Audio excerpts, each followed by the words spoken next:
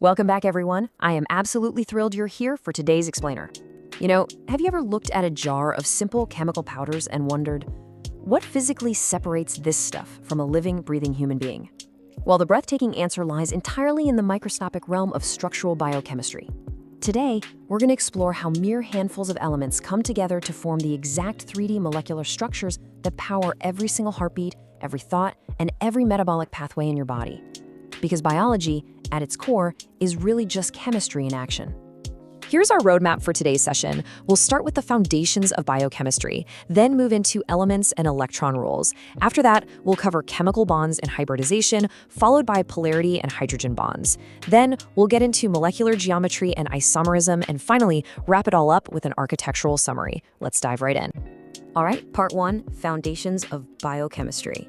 We're zooming out to look at the macro and zooming way in to look at the micro. So biochemistry is the essential science that explains the true molecular underpinnings of life. And here's the absolute foundational concept you need to grasp. The physical and chemical behavior of any biomolecule is dictated entirely by its constitution. By that, I mean the specific types of atoms it contains and precisely how they are bonded together in three-dimensional space. It's like a microscopic architectural blueprint. Grasping this is your very first, totally essential step toward mastering advanced pharmacology and pathology later on.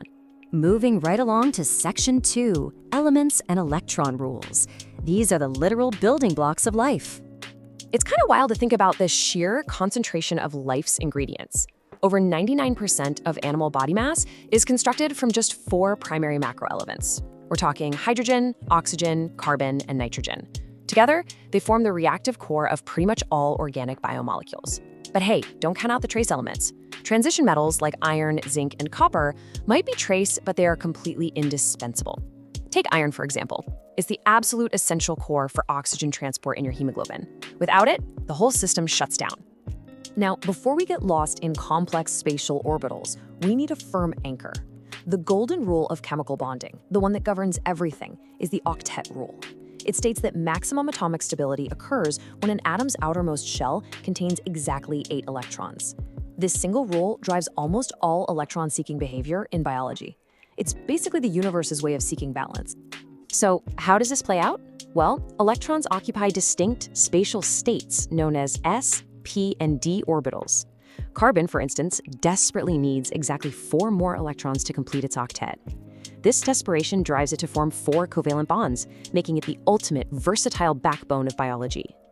Meanwhile, transition metals like iron, they are biological rule breakers. They actually fill their 4s orbital before the 3d is full, which is exactly what allows them to facilitate highly complex redox and binding reactions. Okay, Section 3, Chemical Bonds and Hybridization. Let's talk about the 3D connectors that hold the whole shebang together. It's incredibly fascinating how atomic orbitals hybridize, or merge, to create entirely new 3D geometries. Take sp3 hybridization. Here, 1s and 3p orbitals combine to form a tetrahedral shape with 110-degree angles. These form single bonds that are freely rotatable, like a spinning top. But contrast that with sp2 hybridization. In this case, an unhybridized p orbital creates an additional pi bond, forming a double bond. These sp2 bonds create a trigonal planar geometry, and they are completely 100% rigid, no spinning allowed.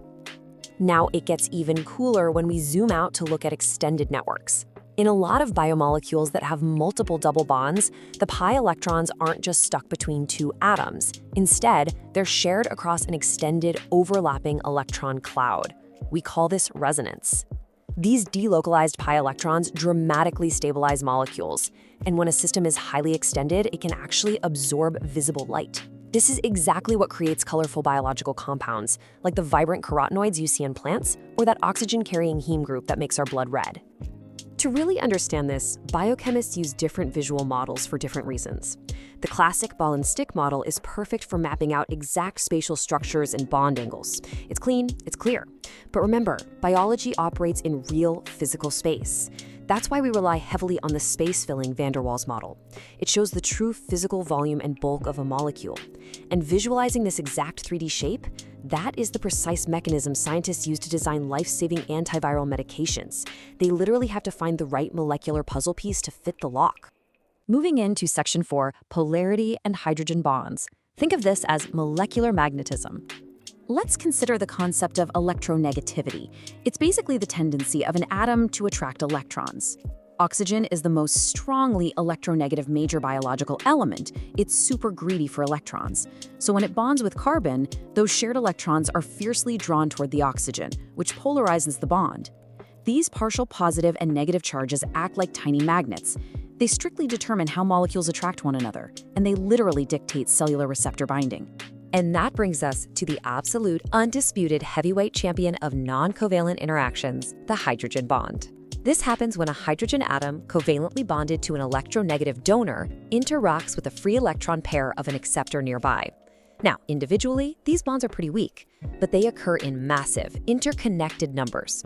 This is the essential glue that dictates the unique properties of water, stabilizes protein folding, and, amazingly, allows your DNA to temporarily unzip and flawlessly replicate. All right, on to Section 5, Molecular Geometry and Isomerism. We are talking about the literal shapes of life. Because sp2 double bonds are completely rigid and cannot rotate, having different arrangements of substituents creates distinct isomers, and these isomers have entirely different physical properties. If the substituents are stuck on the same side, it's called a cis configuration. If they're on opposite sides, it's a trans configuration. Sounds simple, right? But this rigid geometry has immense real-world impacts. For example, naturally occurring unsaturated fatty acids almost exclusively feature cis double bonds, which puts a kink in the chain and keeps our cellular membranes nice and fluid. However, artificial trans fats, they hijack normal lipid metabolism pathways precisely because of their straight, rigid trans shape. Your body doesn't know what to do with them, which leads directly to cardiovascular disease. So yeah, one tiny flipped bond can be a real game changer for your health. Okay, let's contrast that with conformational isomerism. Unlike those rigid double bonds, single bonds allow for free, dynamic, molecular twisting.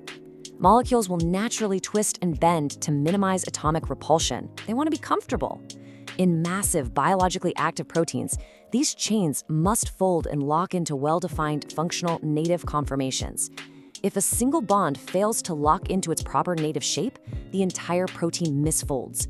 And sadly, that misfolding is the exact mechanism behind devastating conditions like Alzheimer's disease. Now hold out your hands for a second and look at them. They are perfect examples of optical isomerism, also known as chirality. When an asymmetric carbon atom has 4 different substituents attached to it, it creates 2 distinct forms called enantiomers, the L and D forms. They are complete, non-superimposable mirror images of one another. Pharmaceutical companies actually have to rigorously separate these precise mirror images because human cells exclusively recognize specific enantiomers. One mirror image might be a miraculous cure, while the exact opposite could be totally toxic. No way around it. Geometry matters. Because you see, enzymes do not just recognize chemical formulas. They recognize precise 3D geometry. Look at the strict enzymatic stereospecificity in the akinase reaction. The enzyme flawlessly manipulates citrate to uniquely shape the final molecule into just one of 4 possible isomers, exactly 2R3S isocitrate. This jaw-dropping level of precision ensures your cellular energy production operates flawlessly, without generating any wasteful byproducts. It's incredibly elegant. Which brings us to our final part, Section 6, the architectural summary, taking it all the way from atoms to biological function. When we look at the big picture, we operate on 4 holistic levels. It starts at the microscopic atomic level, with elements governed by the Octet rule. That builds into molecular bonding, which is dictated by orbital hybridization. Then, non-covalent forces, like our heavyweight champion, the hydrogen bond, take over to shape and fold those molecules. Finally, spatial geometry, those rigid isomers and chirality we just talked about, dictates precise biological recognition. It is the ultimate blueprint.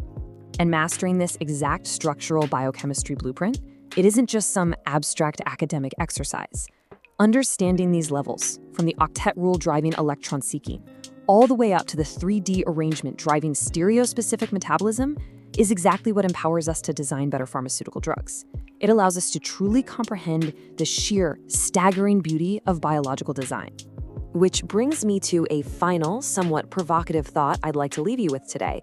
We've seen how just one misfolded protein, or a single artificial trans bond, can completely derail human health. So, if a single microscopic flipped bond can cause a systemic disease, what invisible atomic interactions are shaping your health right now?